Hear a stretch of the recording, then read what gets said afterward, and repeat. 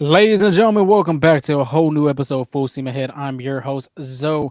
I am back in the H now. If you can see my little wall in the back, now I'm back. But my other boy on the other side, Mr. Cantu, he's always been in the H. How we doing? Good, good. How was New York? How was the trip?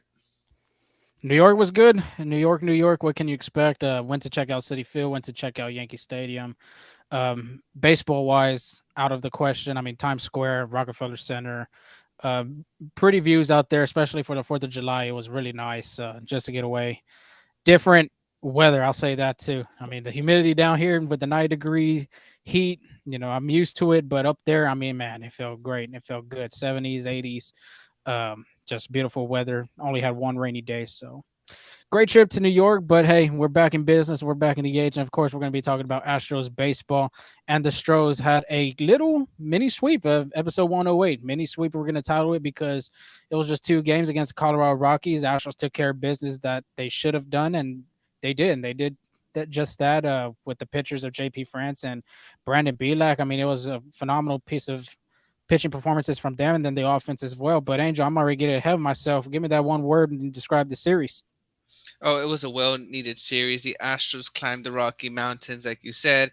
It was a mini sweep, but it's always good when you come back from a tough series against Arlington, and then you get a little.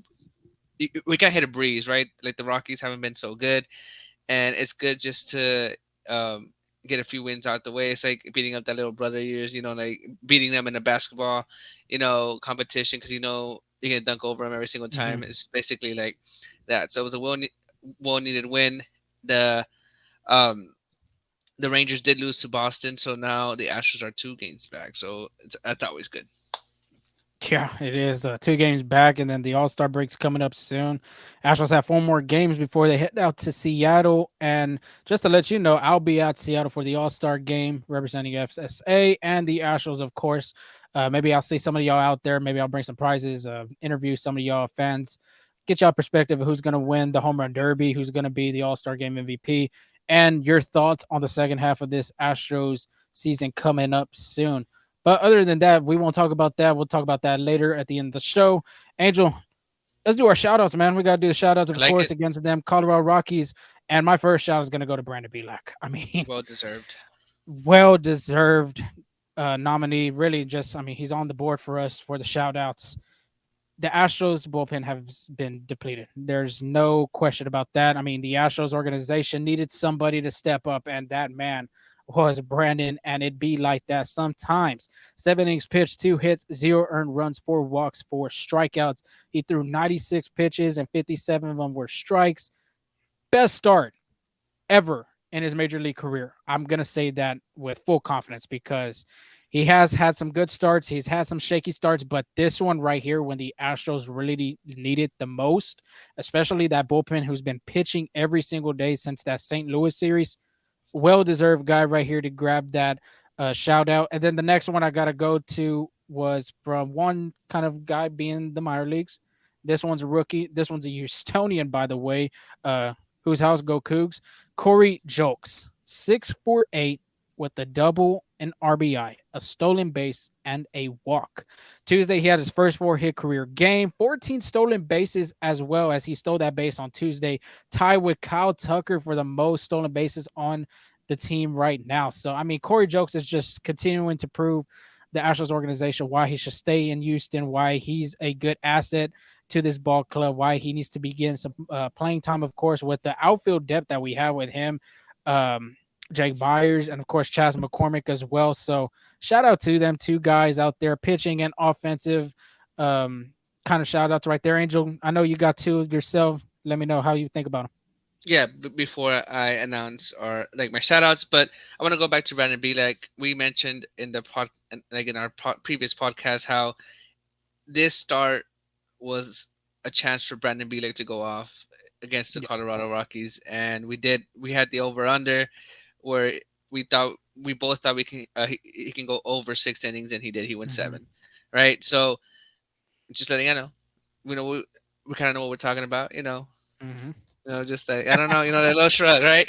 So but yeah, we'll talk about Brandon Bilek again as the podcast goes on. But my shout outs are Yanni or Diaz, 2 for 6, 2 home runs, which was yesterday, 3 RBIs.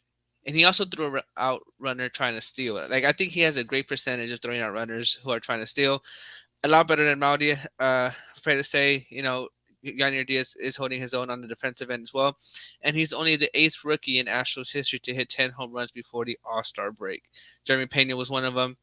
Hunter Pence, Lance Berkman, just to throw out a few. Like, those Some are good pretty good. Astro names out there. Definitely. And then JP France. Another quality start. The only difference is he did get that run support this time around. Again, 6 innings pitched, 6 hits, 3 earned runs, 1 walk, and 4 strikeouts. He threw 102 pitches. 68 were strikes. He lowered his ERA to 3.26, and that was his 7th quality start, 5th in a row. So JP France has definitely found it, and he's found it against some good teams. Against St. Louis. He didn't pitch against Texas, right? No, it was just St. Louis. It was just St. Louis. I think he pitched against the Dodgers as well too. He Am I did. correct? I mean, he's been a good road warrior out there too. Mhm. His ERA is, I mean, really phenomenal right now. I think it's what 313, 310, something around there. Like I had said before, last podcast, we were talking about him being very important to the starting rotation, and for him to step up in a big way when all these starters are out with injuries. He's just done a fascinating job, especially this first half of the season. And really, I think I can speak for both of us. We can, we can barely see, like we're very excited to see him pitch this next Yeah. half because it's going to be really very interesting to see what he's going to do. Yeah, and all of these good starts are just building up more confidence for maybe postseason, like for that postseason pitch. Because I think JP France has done enough to be in the postseason roster, even to maybe get a starter, like a starter too, or not come out the bullpen. But like Lorenzo was saying, the All Star break is 4 games away, and I feel like the Astros are much anticipating the All Star break to get some of their injured players some rest time so they can be back on the field. And starting with Jose Altuve. Again, he was taking as you may all know, he was taking batting practice right before Tuesday's game. When he kind of tweaked his oblique, is what they call it, right? So he had oblique discomfort. So this is per Chandler Rome. It says Tuesday, Altuve was taking batting practice. Later walked out of the dugout with Joe Espada.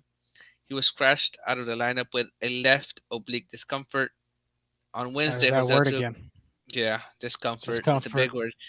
Big word, big word for sure.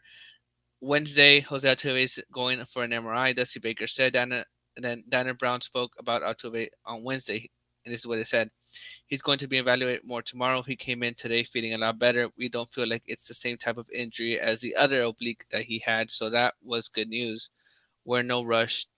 We are in no rush to rush him back and have him prior to the break. So again, there's no rush. Jose Altuve is a veteran. He knows his body, right? So, Mhm. do you think we see Altuve in this Seattle Mariners series after the words from Dana Brown and what you've seen from the situation? Honestly, I'm hoping we don't see him in this series. Let him rest, let him recover. Then he got that little off period too for the All Star break to recover. Let that oblique recover. I mean, like you were saying, he had an injury. What Dana Brown had said, he had an injury prior. I mean, way earlier in the season, like that in June.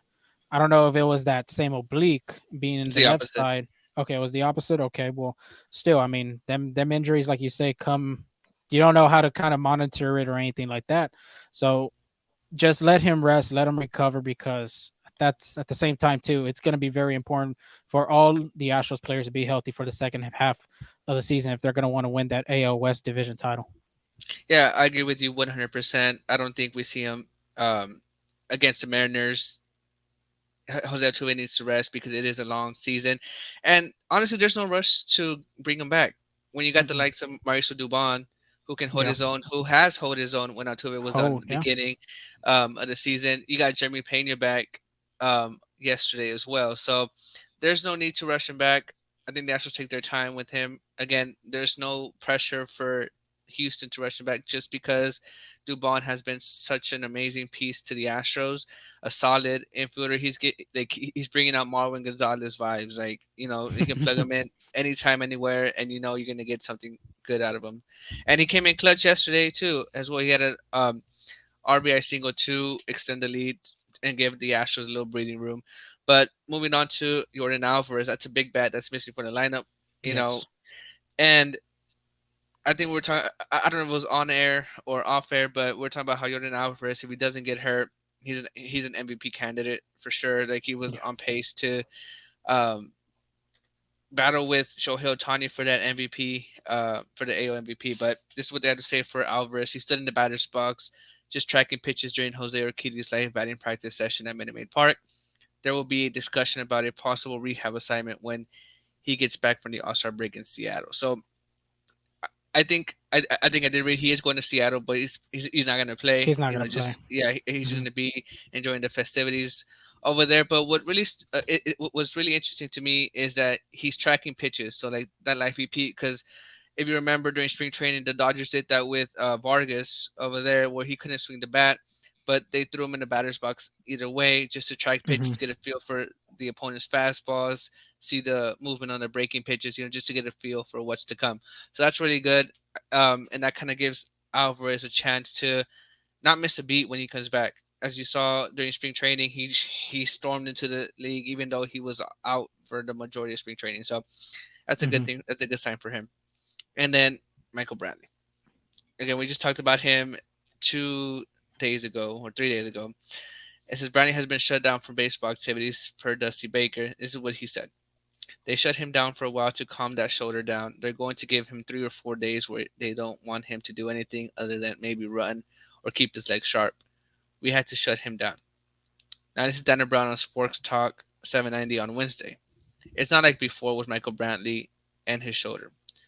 Not the same extent of discomfort, should only be a 3 day shutout, still expecting him to play in August and September. So now Dana Brown has given us this timeline, Timetable. uh, timetable, there you go, of when to expect Michael Brantley back. So AV said August and September, so that's giving me late August vibes or early September, even Hmm. mid September, right? So Yeah. it's still up in air. But I think this can be like a little blessing in disguise for the Astros because if you can get Michael Brantley back 100% in September, he's going to be fresh. His legs are going to be ready. That's a that's a good bet to have in postseason. So, Hmm. again, just taking the time with him. Do you have anything to say on to that? Okay, I was gonna have a question for you. Um, since they gave us the timetable right there, they said play him in August and September.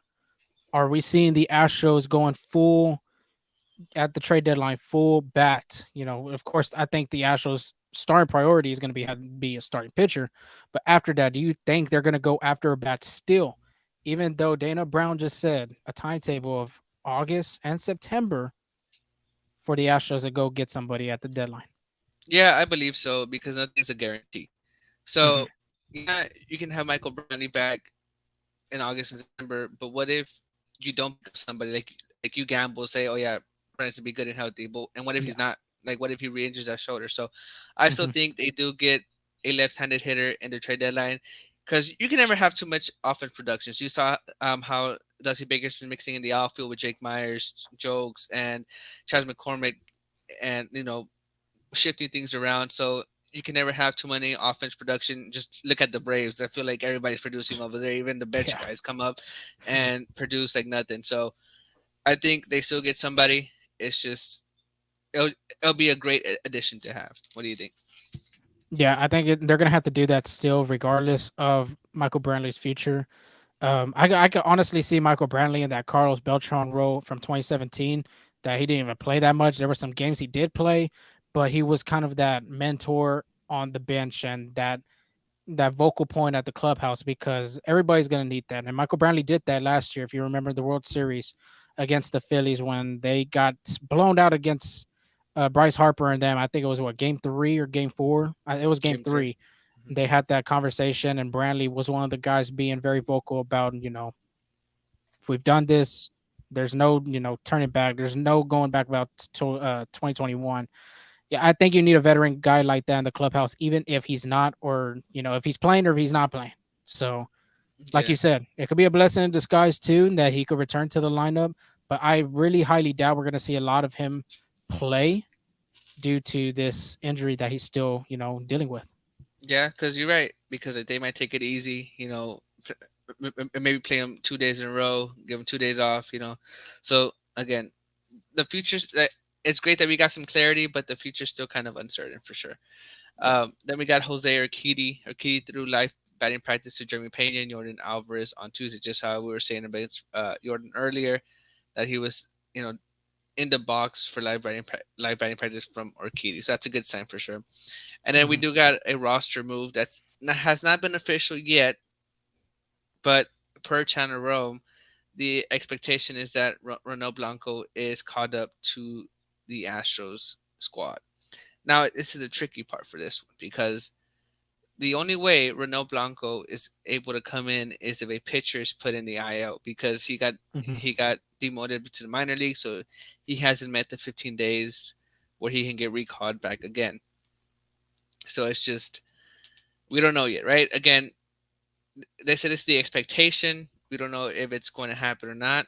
It's just what you know the Yeah. Astros beat writers think will happen. So, and then if that happens, well, tell us what we might see though. All right, so let's get that preview going. Like Angel said, we might see a player pitching that day. Dusty had set up his rotation for this series, and it was Framber Valdez being on Thursday. But of course, if I gotta tell you who we're playing against, they're playing against the Seattle Mariners. Of course, they know about the Seattle Mariners from that ALDS. The Astros went over there to T-Mobile Park to play them earlier in the year, I think in May. JP Francis debut game as well over there in the Emerald City. So the Mariners are 42 and 42, barely a 500 team, fourth in the AL West, 5-5 in their last 10 games. Right now, they're riding a 4-game winning streak, though. So that, I mean, they're trying to do something. They're trying to build their, build their not resume, but the their record up. Then they could kind of compete in the AL West and try to play for a wild card spot, how they did last year. But like you said, Angel, Thursday, 7:10 start time. Jordan Alvarez bat flip bobblehead night. That too. He's not going to be able to see that. Well, he'll see it, but he won't be able to play on his bobblehead night. But Angel, like he said, there could be Ronel Blanco starting for the Astros. We're not very sure, but we do know who they'll be playing on the other side of things, and that's George Kirby, 7-7 with a 3.21 ERA.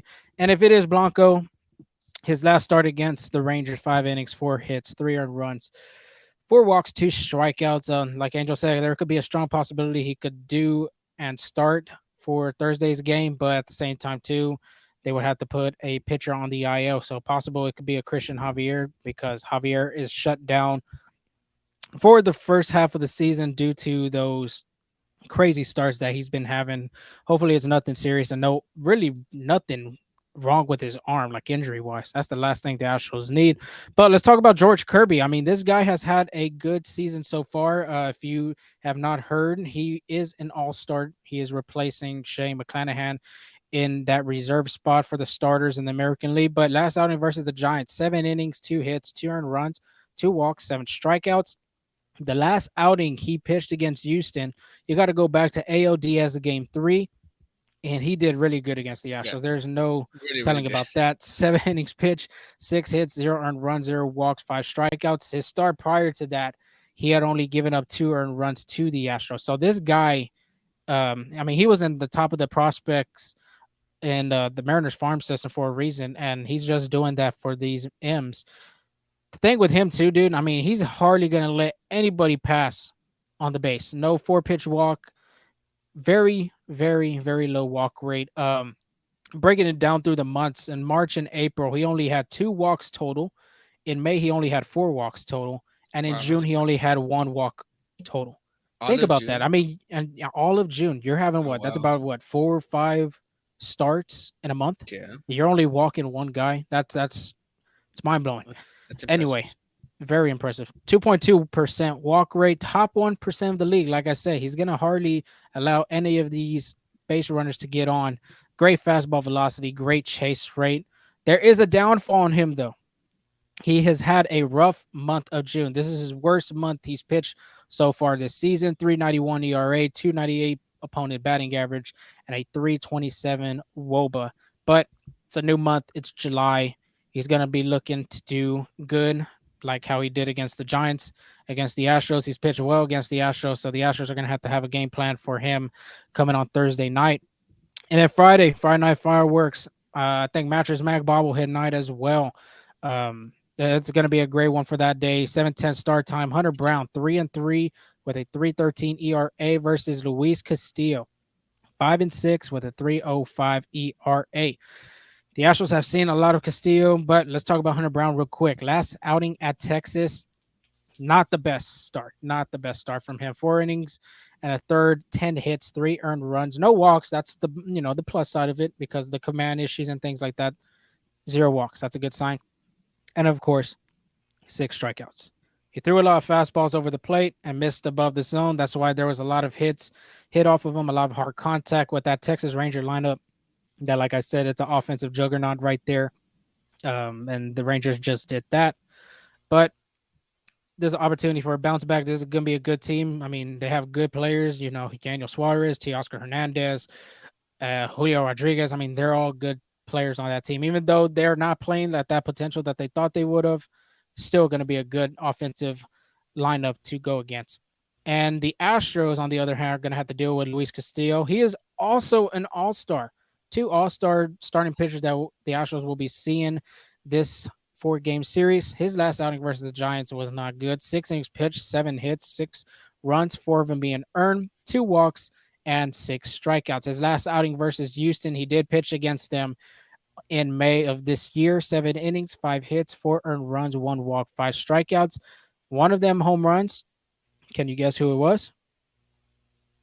Ooh, against the Giants, No, against the Astros. Jordan Alvarez. Yordan Alvarez. So Yordan Alvarez is not going to be able to see Luis Castillo in the M's as he continues to progressively get better.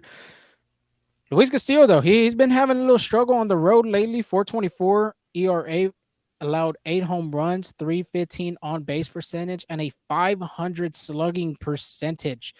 Those Yikes. 8 home runs, okay, left-handed hitters equals the long ball. Them left-handed hitters love the long ball. Astros only have one left-handed hitter. Two, If they don't, Gla- well, they have. Go ahead. Madris. That's what I was going to say right now. If they don't have Bly Madris in the lineup, they only have Kyle Tucker. But out of those 8 home runs on the road, 6 of them were given to left-handed hitters. So there's a possibility we could see a King Tuck bomb in the King's court, or even an opposite bomb to the coffer boxes. You never know. So I mean, Luis could just the Astros are going to have to continue on giving Luis Castillo a little struggle on the road, but in order to do that, they're going to have to do something about his fastball because his four-seam fastball has been great for him this season. 2022, he had a 32.9% usage of this pitch. This year in 2023, skyrocketed real quick to 44.8 percentage that has been used in his arsenal. That's his top pitch. 59 strikeouts, the most by any pitch he has in his arsenal as well. Opponents hitting against the fastball. 166 opponent batting average, 36.8 whiff percentage off the fastball. He is the 88th percentile of the fastball velocity and 90% whiff percentage of the percentile. So them two stats I gave you with the percentiles, that means great. If you look at Baseball Savant, it gives Yeah. you a little bit more clear depth into that, but that just gets to show you how big and how great his four-seam fastball is for him and the Seattle Mariners. Yeah, lots of movement on that fastball for sure. Lots of moving, probably a little riser as well, a little chin music if you're two inside the box onto the white chalk. So Astros are going to have to do something about that. Saturday, 6:15 start time. We get to see Framber Valdez on the mound for the Astros, and he will be going against Brian Wu, 1-1 with a 4.08 ERA. Obviously, Framber Valdez hasn't pitched that last start that he was supposed to in Texas, which was really good because the Astros took 3 out of 4 without their ace on the mound. But his last outing at St. Louis, if everybody remembered, I mean, it wasn't a good one. 6 innings, 8 hits, 4 earned runs, 1 walk, 7 strikeouts. Like I said, he skipped his start due to right ankle soreness. The question I'm gonna have for you, Angel, do you think this right ankle affects his performance against the Seattle Mariners? Do you think there's still a little bit of soreness, or if there's, a little bit of pain aching in that ankle for Valdez? It's a possibility. We haven't really gotten as much clarity on the Astro side about how well he's feeling or what actually happened. But I do know is that if he's hurting or he's hurt, they wouldn't be throwing him out there. So I don't think it's possible, but I don't think it will be. It don't give him much effect on his pitch. I think he has another a Framber Valdez type of day. Uh, low pitch count, high innings pitched, and lots of ground balls. So again, on the Nationals will be putting him out there if he's hurt. Agree. And this start is probably not going to allow him to pitch Yeah. a lot in the All Star game. He was lined up for Thursday, and Chandler Rome had tweeted it lines him out perfectly if he was going to start in the All Star game. But with this start being on a Saturday and the All Star game being on a Tuesday, I could maybe see an inning in the bullpen, coming from the bullpen, but I highly doubt we'll see Framber Valdez pitch in the All Star game. So we'll have to see about that. Keep y'all posted about that. Like I said, Seattle Mariners got Brian Wu on the other hand. Last outing versus the Giants, 6 innings, 3 hits, 2 earned runs, 2 walks, 7 strikeouts. That was his first career quality start. This guy, I mean, we don't know nothing about him. Astros don't know nothing about him. The Astros never faced him. Let's dive deep and let's see the numbers on what he has. He has a 7 pitch arsenal, seven Seven. pitches, Oh, seven, seven. Anyway, 4-seam fastball, sinker, slider, changeup, cutter, curve. But the curve, not that much that was used. Only one pitch, 0.2% of it. 4-seam fastball, we see 52.9%. Here's a 95 mile per hour average on it. Mid elevating high in the zone. I believe this is his best pitch, 31.5 whiff percentage. 24 out of his 38 strikeouts came from the 4-seam fastball. So it's a great possibility we're going to see that heavy dosage of that 4-seamer. And then on the next pitch being the sinker, which is almost the same pitch, but, obviously the sinker goes down, has some downward movement with some inches riding on it. 23.6% of the time, 95 average being on his sink. Lefties lower and in, righties lower and out of the zone. So all you have to do is just look at that. Slider 15.4% of the time. That's about an 83 mile per hour average. Changeup 4.7, 89 mile per hour average, which, I mean, 89 is pretty good for a yeah. changeup. I mean, that's almost in the 90s. And then lastly, cutter 3.3% being 88 mile per hour average. So this is the first time the Astros are going to face them. Astros have done good against some pitchers that they've never seen, and they have struggled against pitchers they have ever seen. So this is going to be an interesting matchup for the Astros to do, especially with Framber Valdez on the mound. Could be a possible win. But last game of this series before they head out to Seattle, Sunday, 1:10 start time. You got Brandon Belak on the mound versus Logan Gilbert, 6-5 with a 3.82 ERA. Like Angel was saying, like we had talked about earlier, his last time versus Colorado was magnificent. Like I said, was probably the best pitching we've seen from him so far this season, and probably, like I said, maybe his whole career. Angel, I mean, can we expect another start like this from Brandon Belak against the Seattle Mariners? Like I said, that Mariners lineup is pretty good, or I mean, at least 6 innings. I mean, what do you think? It's possible, but it's be a lot harder than Colorado, that's for sure. Um, this, how you were saying, this Seattle lineup is pretty good. They got Tasco Hernandez, Julio Rodriguez, J.P. Crawford. These guys, Eugenio Suarez, these all can hit. You know, there's no question about it. I feel like if he follows the same game plan he did this last start, and he keeps the walks down, it could possibly be another repeat performance. But it'll be a lot harder for sure. Yeah, it's going to be way harder. I mean, this Seattle offense, remember, they came back from that Toronto game in the wild card. If everybody remembered, game two, I believe. I mean, came back and won that game, won that series. Got swept by the Astros, sadly. Anyway, Logan Gilbert, on the other hand, last outing versus the Giants, 9 innings, 5 hits, 0 earned runs, 0 walks, 7 strikeouts. I mean, if you look at 9 innings, that is a complete game. That is a shutout as well. So credit to him where it's due. I mean, he's a good pitcher. One of the top prospects too in their farm system about 2 years ago. But his last outing versus Houston, ALDS game one. You got to go back to that game. and he was doing a great job against the Astros. If anybody remember, that's when Alvarez came back and won that game for the Astros. And Logan Gilbert was having a good game that time. 5 inning and a third, 5 hits, 3 earned runs, 2 walks, 5 strikeouts. Last 3 starts against the Astros, he has pitched through 6 innings twice. Like I said, with that other outing being the ALDS, it was a 5 and a third.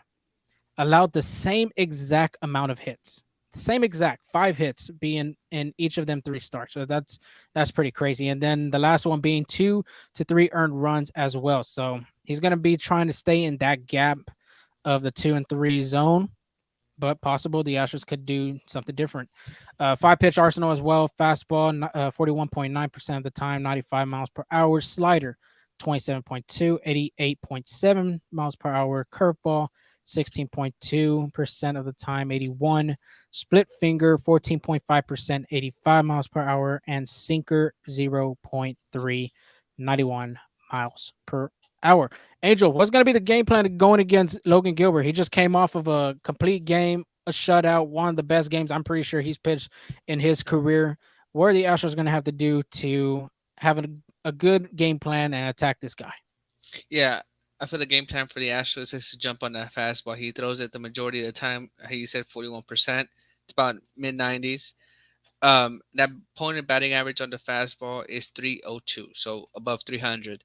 Now, all the other pitches, the opponent batting average is under 200. The slider, 190, point 190 on the opponent batting average. His curveball, point 196 of the batting averages, and then split finger, 1.2, like 128 batting average. So he his off speed pitches are really, really, really good. So I would say jump on that fastball and try to get ahead of the count so you can be in more fastball counts. Yeah, definitely. Just now talking about the overall series. This is going to be a good series, I think. I Yeah. mean, Seattle's putting all their good starters in there. You got George Kirby, Luis Castillo, Logan Gilbert. Them were their I mean, well, at least Logan Gilbert and Luis Castillo were their game one, game two starters in that ALDS, and then game three was George Kirby actually. So, I mean, they're facing their number one guys in their rotation. The top 3 guys really being in their rotation. It's going to be a good test for this Astros lineup as they do really well against top pitchers. I mean, sometimes the top guys get them, sometimes they don't. But a team like the Seattle Mariners right now that are trying to be above water and compete for a playoff spot in that wild card and trying to catch up in that AL West division because right now the Angels are falling down. Mariners are trying to get back up. Obviously, the Astros are trying to catch up to the Texas Rangers. Great series for both teams. I think, this is, like I said, it's going to be a great series, even for the Astros and for the Mariners before they head out to Seattle. Oh yeah, I agree. It's more like a little playoff atmosphere, um, especially since they faced Seattle last year. But it is time for our MVP and hot take. So last week I had Tucker, Belak, and Astros will outpitch the Rockies. I hate what Belak for sure. Hmm. Tucker Tucker was kind of quiet this series. I think like these 2 games he's kind of quiet. Like, were you gonna say something? No, I'm looking at his stats right now.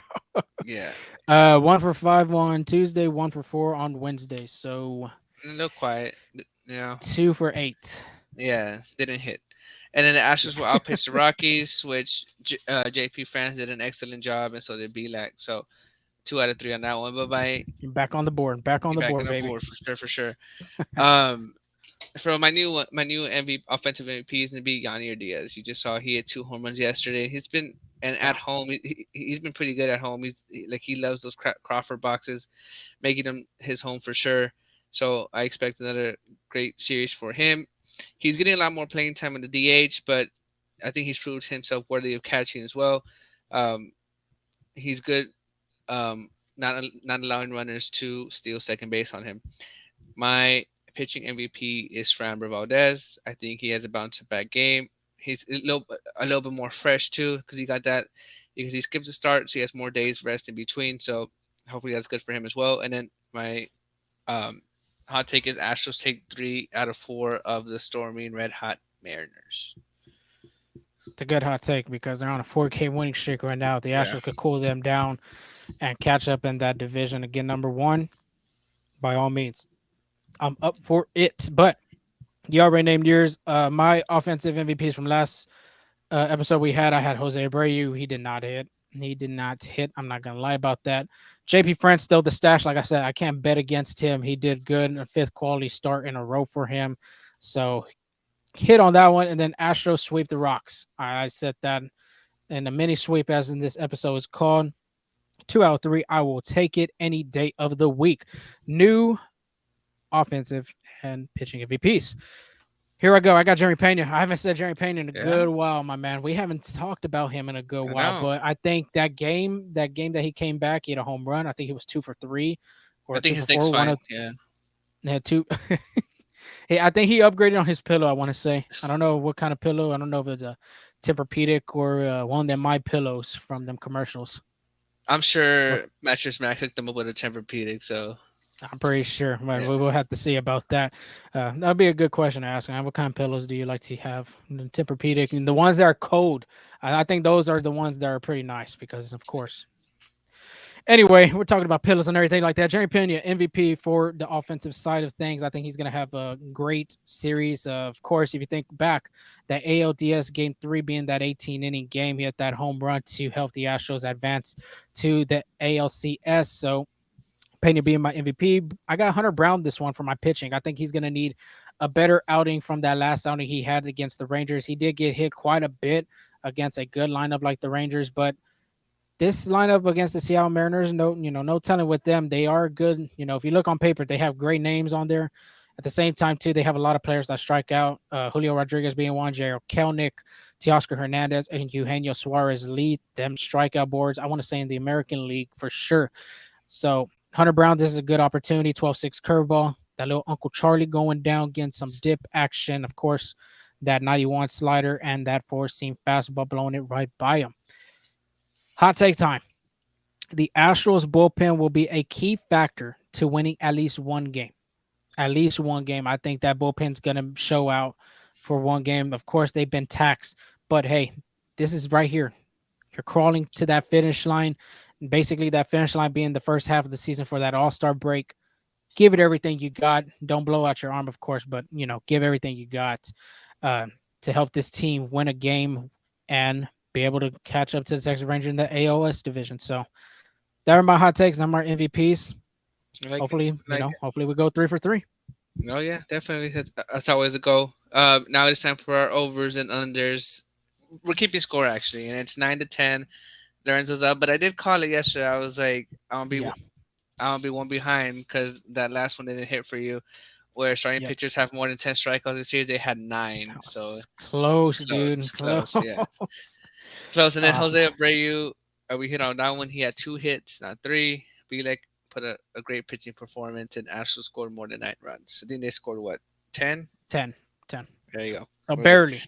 Barely. Now, you just mentioned this great pitching matchups that you had named where the Astros are going against Luis Castillo, George Kirby, Brian Wu, and George Gilbert. So the first over and under is Astros will get more than 33 hits as a team. Against Colorado, they had 23 hits. Against the Texas Rangers, they had 35 hits, and against St. Louis, they had 36 hits. So, are you taking the over or the under on that one?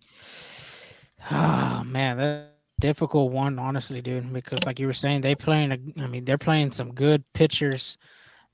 Kirby, Castillo, Woo's really Woo. I think is underrated on that rotation, and of course, the last one being Gilbert. I'm gonna have to go under on this one. I think Okay. Wow. the offense. The pitching. It's gonna be a pitcher's duel, but the Astros offense will just minimum of 33 hits. I think they can hit the 27 plus around that range, but I don't see them hitting over 33. You know what? I'm gonna go the over on this one. They're at Minute Love Maid it. Park. They're at Minute Maid Park. Those dimensions can sneak in some hits. The Crawford boxes could easily turn a fly ball into a home run. And if you hit it in between those Crawford boxes center field, that wall play is kind of tricky. So Hmm. I'll go over 33 hits on that one. Love So it.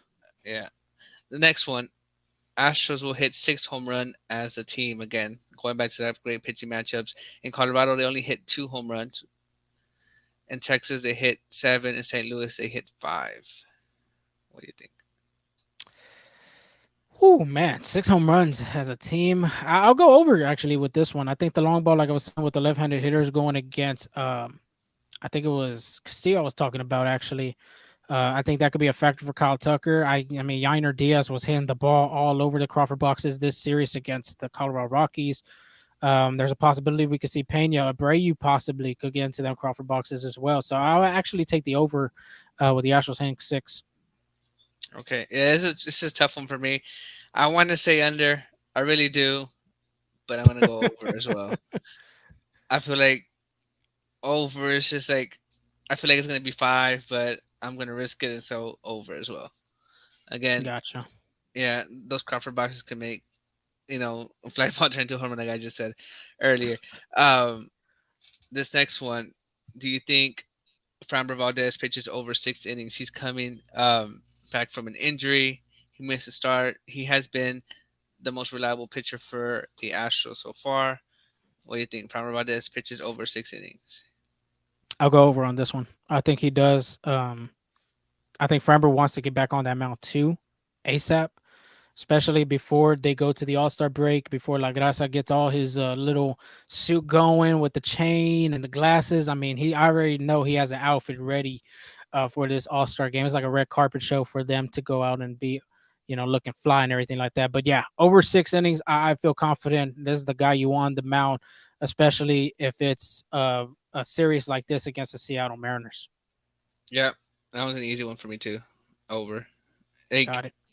even if it's 6 1/3, he's still an over. So that was a little easy one. Now I don't think we'll see Jose Altuve this series, so that means Dubon most likely is going to get the majority of the playing time. But you might see Greg Kessinger a sneak in the start, um, or even Vlad Madrid at DH or something. Oh, getting mini shout out to him too. He got his first career home run.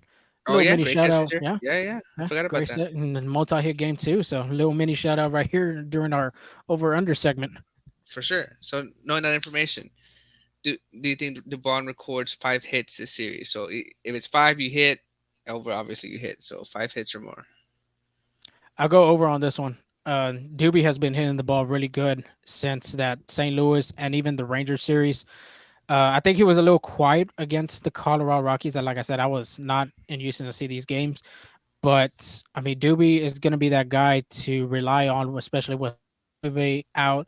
And he's done really good in clutch situations when you need an RBI single or double to tie the game or make it a one-run game. I think that's the guy. So I'll go actually over with 5 hits for Dubon. Yeah, he had 4 hits in these 2 games Yeah, so against I could see Colorado. I could see five. I mean that batting average too is looking good. I think it's what at least a 290. I would say 292 280 right now. something. 292. Yeah, I mean, he did get snubbed on the All Star game, not being a write in, but hey, Doobie, continue on. I think he'll get the over on five. Yeah, I'll go over too. So, ho- Nice. so hoping to be tied uh on this Mhm. end That, for next time. mhm. Yeah, that was the Astros will get more than 33 hits as a team. Yeah, So yeah, yeah, Angels riding with the over. I'm riding on the under on that one. Hey, maybe the Astros prove me wrong, and next thing you know, me and Angel are tied. yeah. Could be. But moving on to around the league. So there's a bunch of things happening around the league, especially since the All Star break is coming up. So first, we have some Major League All Star replacements for the injured players. They were reeled. Your very own Kyle Tucker replaces Mike Trout. Unfortunately, Mike Trout got hurt. I think he got hit in the hand. He had, I mean, he's gonna be out for 4 to 6 weeks on that. So Kyle Tucker is an All Star. Which I think is well deserved. He had a really good season. I Yeah, think he and had, he's really had a good month of June, dude. I mean that. yeah, I was looking at his average, and I'm like, oh my god, this guy's hitting 293. yeah, two ninety He was three. hitting 260 something the other time I checked, and next thing you know, I'm like, wow, 293. Yeah, So well yeah, I agree. deserved. Well deserved. Yeah, well I deserved. think he has what 55 RBIs. Yeah, he tied with I believe him Yeah, and 55. Bregman, or just him Alvarez. tied with Alvarez. Which I mean, man, that's crazy. If the Astros had Alvarez, could be at the 70s right now. Yeah, and he has 13 home runs. So I mean, pretty good season so far. And then Julio Rodriguez, who you'll see this upcoming series replaces Jordan Alvarez. George Kirby, again, who you'll see pitch, replaces Shane McClanahan.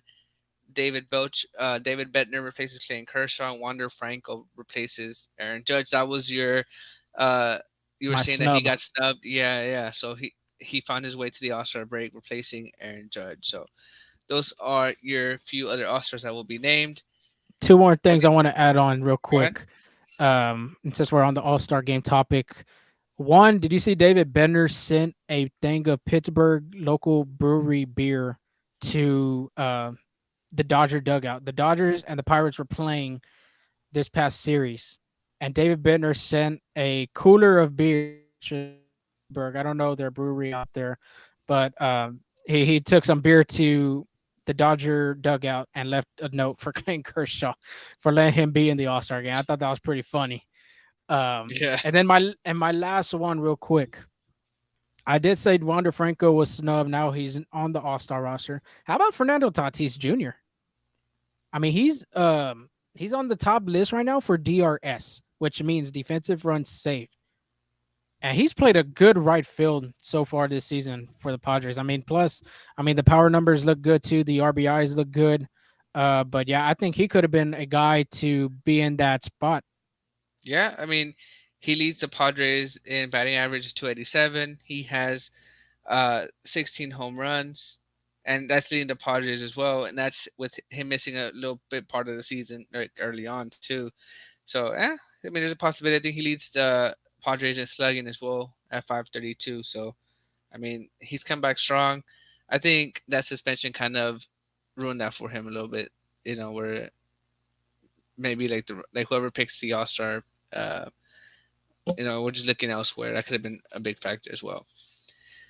But we do have some news from an AL West team, and the Angels have fallen. They have been, some of their wings have been cut. As you heard, Mike Trout's being replaced in the All Star break, and that's because he fractured his hamate bone in his left hand, and he'll be out to August. He's about 4 to 6 weeks. I think he had surgery on that one. Anthony Rendon fouls a ball off his legs and leaves the game Tuesday.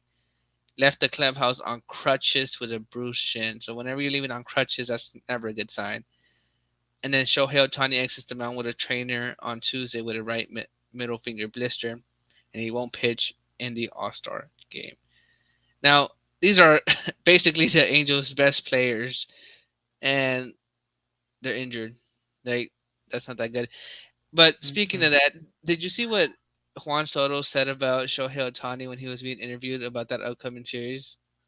I actually did. I was shocked that he said Yeah. that, and I mean, it was just crazy because I mean, you're talking about one of the best players being Shohei Ohtani, and then next thing you know, you have Juan Soto coming up and saying, "Hey, this offensive lineup is going to do good because the Padres have been struggling this month." So I mean, it's crazy what he had said, and sure enough, I mean, they put 5 earned runs on Shohei Ohtani, but Ohtani was dealing with the blisters, so Yeah. it was crazy. So I got a little dog in the background, so sorry about that to everybody. I sure it's not Juan Soto barking over there at Shohei Ohtani. That's a good one. That is a good one. But yeah, the Angels, you know, I think they're below like they have fallen below expectation. I feel like this year, especially how they came out firing last year, like especially like I feel like they thought this would be like their year to make a run for the division. So I don't know. I I think I'm a little firm believer that if they fall way off competition, they will be setting Shohei Ohtani. Because I mean, why lose him for free when you can get some top prospects for him as a rental? So So that's like, what I was gonna ask you too. Like, I mhm. mean, do you think if you're in the Angels GM position right now, do you go and just say, you know what, let's go? He's on the trade market. Throw your offers at me, or do you try to play it as much as you can? Of course, you know Angel fans love Shohei Ohtani out there. Do you just give them the benefit of the doubt of being able to see that one last time before he chooses another team? Yeah, this is where it gets tricky because of that third wild card spot. Because I feel like you know playoffs is like football, like any given Sunday, right? Yeah, All you have to do is be in. Like just look at the Nationals, who were a wild card team and beat the Dodgers. They beat Atlanta and they surprised everybody, right? All you have to do is get in. It's like survive in yeah. advance, right? So if the Angels are contending for that third wild card spot, maybe the second, I don't think they sell them.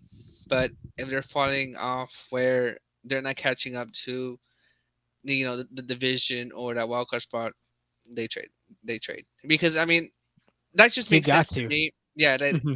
because you like there's a chance you might lose them.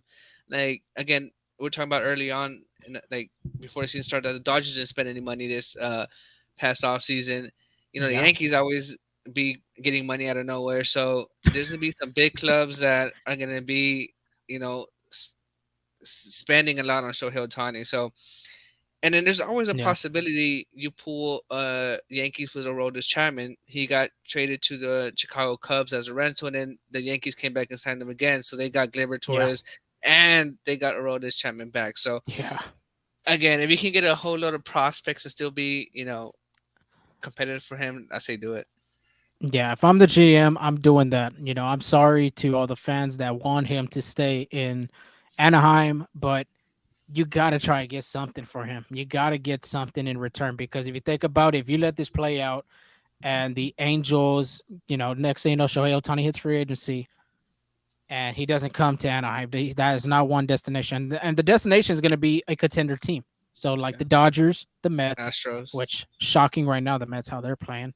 Like you said, Astros, Yankees, he's going to go to a contending team. So you better try to get whatever you can in a good load of prospects for him. I think. Yeah. And what and it isn't be a surprising uh bucket load of prospects and be going if they do trade him. And Joe Hutton's gonna cash in. He's Would gonna you? Would cash you? in.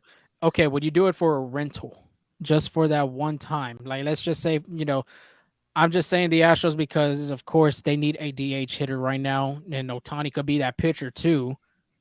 I mean, if you're the Astros, would you do that? Would you throw your whole farm system for him? Why not?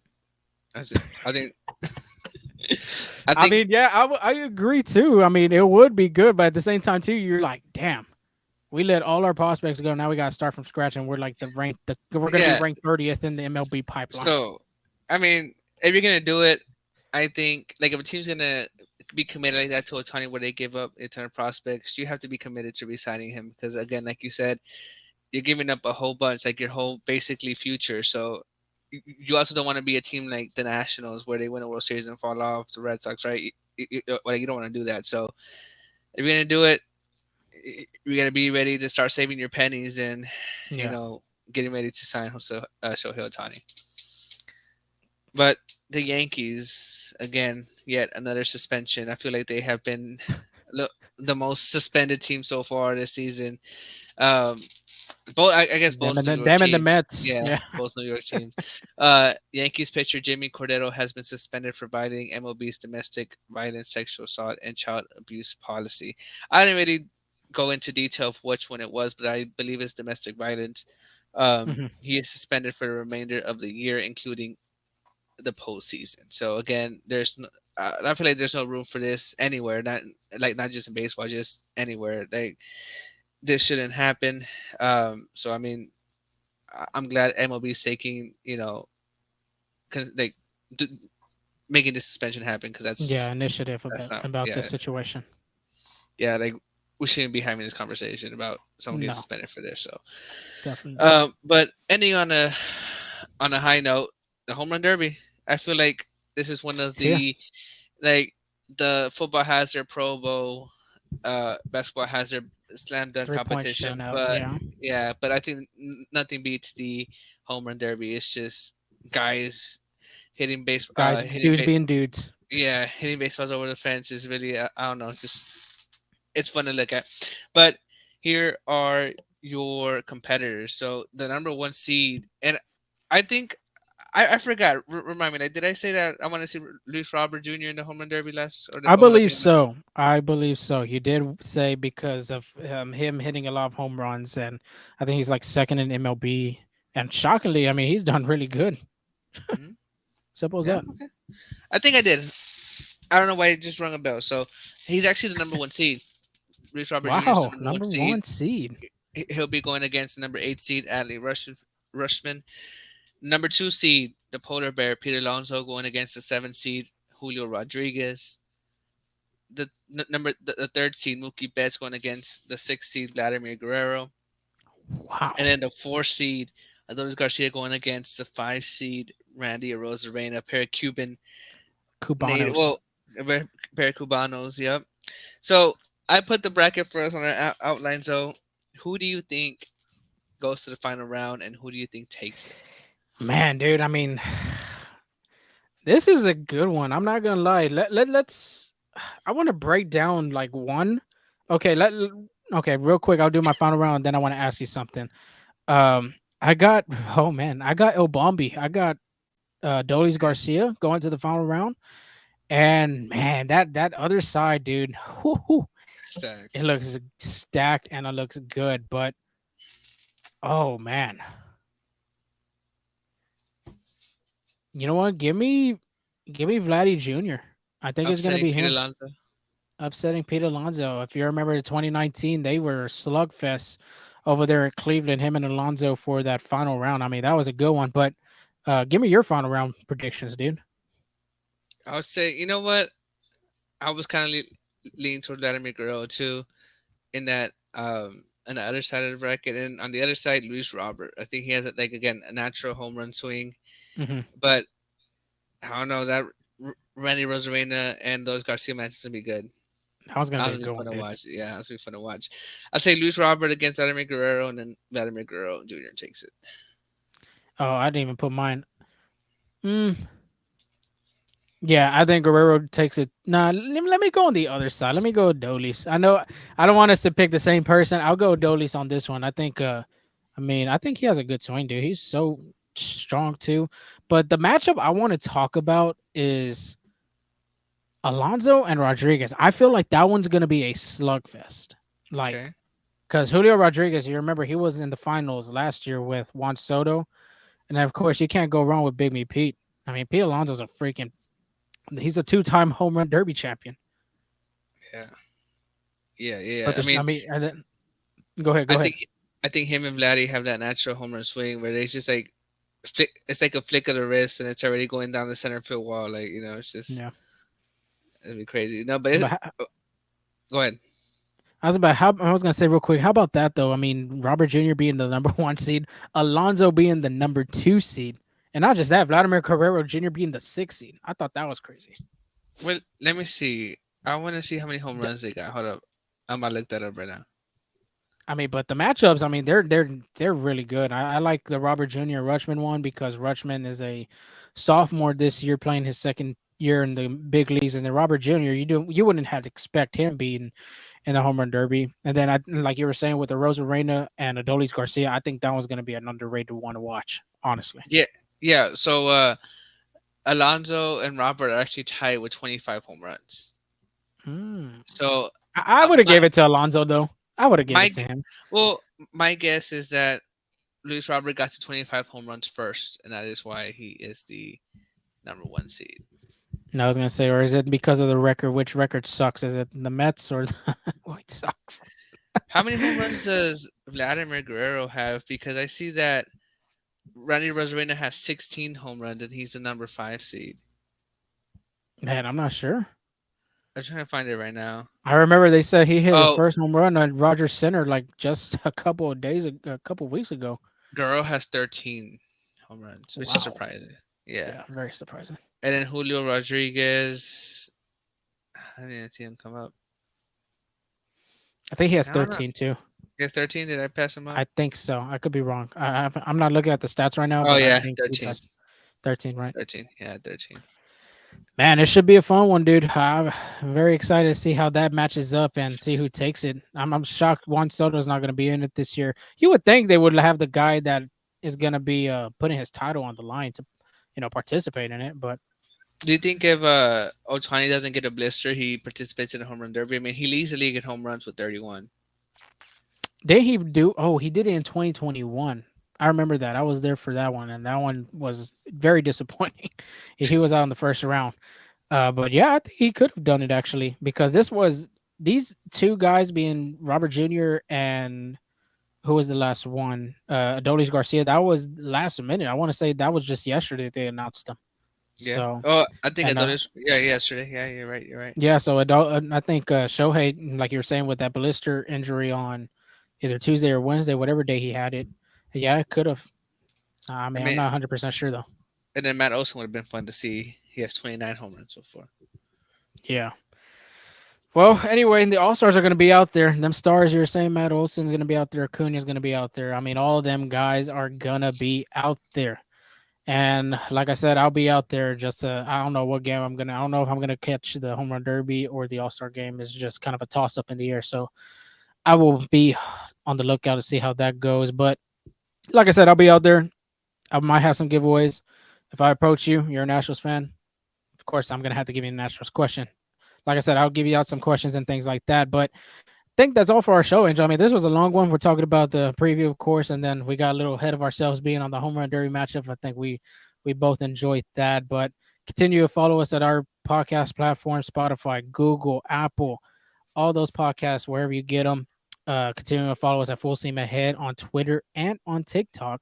Subscribe to our YouTube channel as we're continuing to try to get as much subscribers as we can on there. Instagram as well, FSA at not at Full Steam Ahead, but FSA Full Steam Ahead, since Full Steam Ahead was taken as username. That's barely new. Trying to get to 100. If we get to 100, we'll do another giveaway out there for Instagram, and another one we just uploaded. Thread. That's a new app. Angel, you want to Threads. Yeah. tell everybody about that real quick? Yeah. So we just got with Threads. It's basically like a Twitter. We get to talk about topics, retweet, well, not retweet, but repost, like, so follow us on there as well. Yeah, brand new. So we're getting them followers going. Big things are hidden. Big things are coming. I don't know when we want to announce it, but we will announce it soon. Something not big, but it's something big for both of Something us at major. least. Yeah, something major. Something major killer, like DJ Khaled says. But that's all for our show. Enjoy anything else before I sign off? No, peace. Thank you for listening, and we'll see y'all. Um, one more time before the All Star break, and then after the All Star break. Definitely. So we will talk to you after that. We'll recap that last series like we're talking about with the Seattle Mariners, and then off to Seattle. So we will talk to y'all then. Stay safe out there. Peace.